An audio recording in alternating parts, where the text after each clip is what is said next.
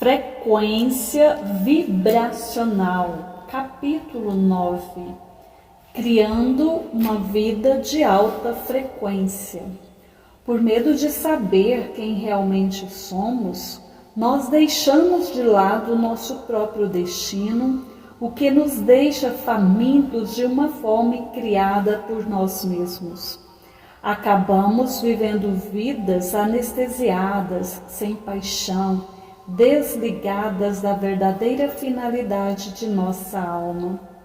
Mas quando tem coragem de moldar sua vida a partir da essência daquilo que você é, você se acende, tornando-se realmente vivo. Dauna Markova. A tendência é cada vez mais popular de pensar que podemos intencionalmente criar ou materializar nossa vida, ou coisas em nossa vida. Na verdade, é bastante radical quando se considera a longa ênfase da história da condição humana como vítima indefesa dos deuses e da própria sina. Ela significa que evoluímos para um nível de conhecimento que nos permite ver como nossos estados interiores de espírito, pensamento e emoção afetam nossa realidade física. Como o não físico, na verdade, engendra o físico.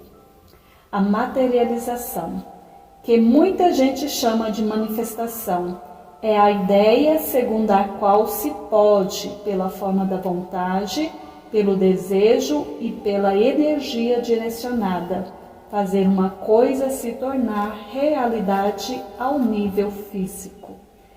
Esse é um conhecimento que por séculos foi prerrogativa apenas de avatares mágicos e alquimistas.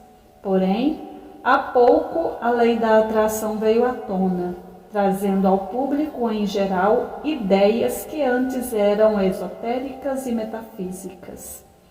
Isso mostrou que estamos mais que prontos para entender como a força da vibração pessoal contribui para formar a realidade. Basicamente, a lei da atração afirma que igual atrai igual. Você cria o que você vibra e ser feliz o ajuda a materializar a vida que deseja. Segundo minha experiência, embora no geral seja verdade, isso é o primeiro nível de compreensão. Exploremos melhor as nuances do funcionamento da materialização e do processo inverso, a desmaterialização. A criação é mais que a lei da atração. No momento em que o processo de transformação da sociedade paira em torno do estágio 3, esvaziamento da caixa de Pandora ou subconsciente, do estágio 4, esforço das trincheiras, resistência e ressurreição de medos subliminares, e do estágio 5, colapso e dissolução de antigas estruturas. Muitos de nós tentam exaustivamente evitar o caos causado pela perda e pela renúncia. Queremos ter controle sobre nossa vida e achamos que o dinheiro e as posses materiais são a resposta. Até o momento, a lei da atração, que na verdade aborda um princípio de crescimento espiritual, tem sido distorcida demais para a superação da insegurança pela atração do sucesso material e relacionamentos. E isso quer dizer que os princípios estão sendo predominantemente aplicados por medo. Para chegar aos estágios mais avançados da transformação, você terá de ir mais fundo nos princípios de frequência que subjazem a lei da atração. Uma das marcas que caracteriza uma passagem do estágio 6 no processo de transformação. Quando paramos, voltamos a centrar-nos no amor da alma e deixamos a frequência original reprogramar a vibração pessoal. É a descoberta de um novo mundo baseado na unidade. Nós nos sentimos como energia e como parte de um campo unificado de vibração. Temos experiência direta de que tudo existe no momento presente como superposição ou realidade potencial, e que todos os seres cooperam para materializar o mundo segundo a visão mais atualizada e sublime, momento a momento.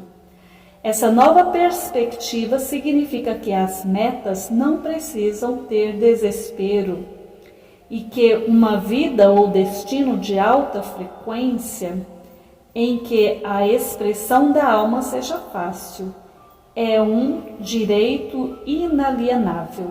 Por isso, a compreensão do sucesso e do processo de criação muda drasticamente.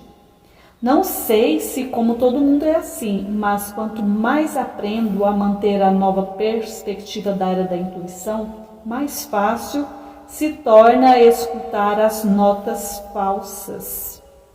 Em certos dias sinto-me bombardeada pelos pregões de tanto forçados dos marqueteiros que vendem estratégias de vendas pela internet, serviços de treinamento para o sucesso, esquemas de enriquecimento fácil e rápido e seminários únicos que vão mudar minha vida. Muitos deles advogam princípios da lei da atração sem ter avançado muito em seu próprio processo de transformação.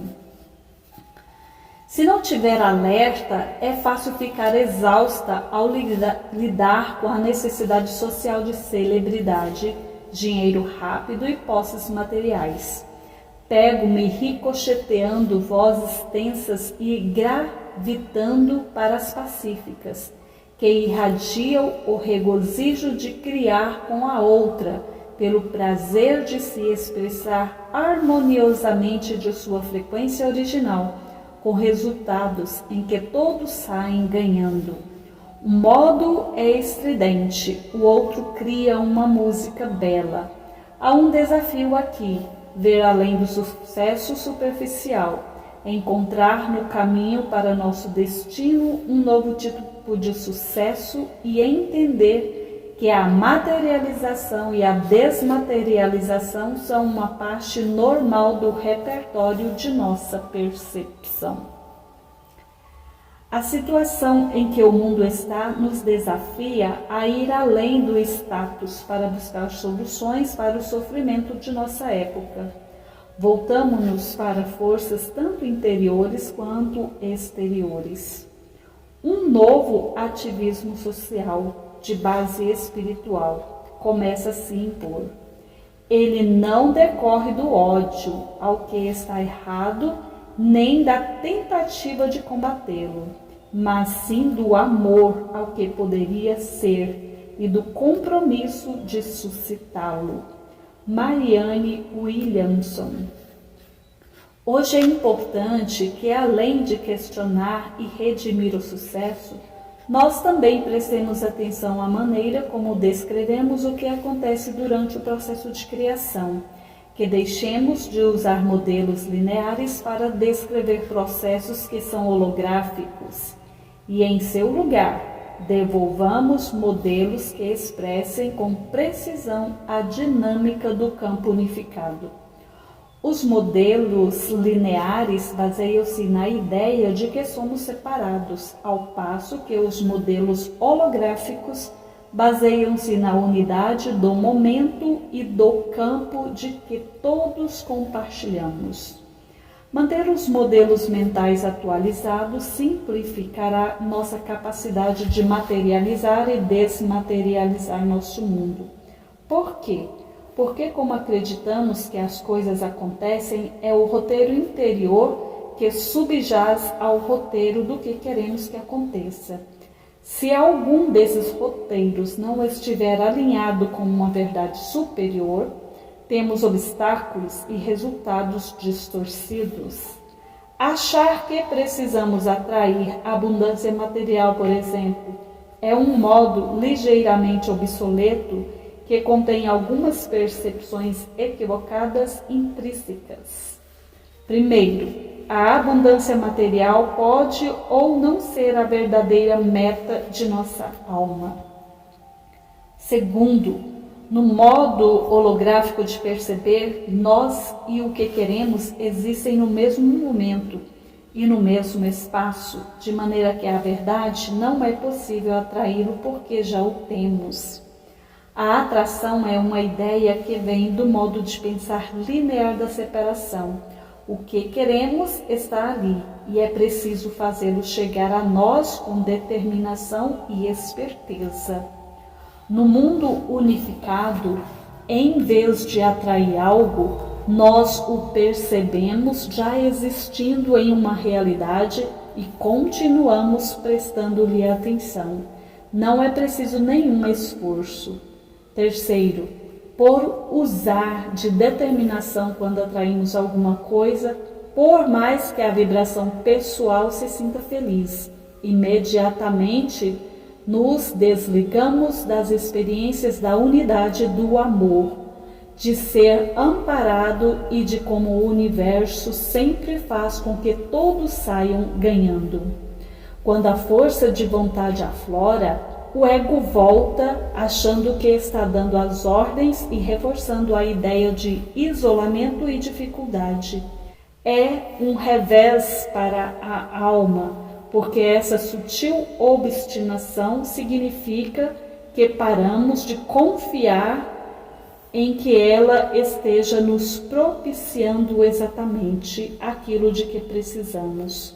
Portanto, desperdiçamos energia protestando, menosprezando e tentando mudar aquilo que temos antes de compreender plenamente como é perfeita a razão de algo estar ali. O espírito é o mestre, a imaginação, o instrumento e o corpo material plástico. Paracelso. Eis aqui como a materialização começa.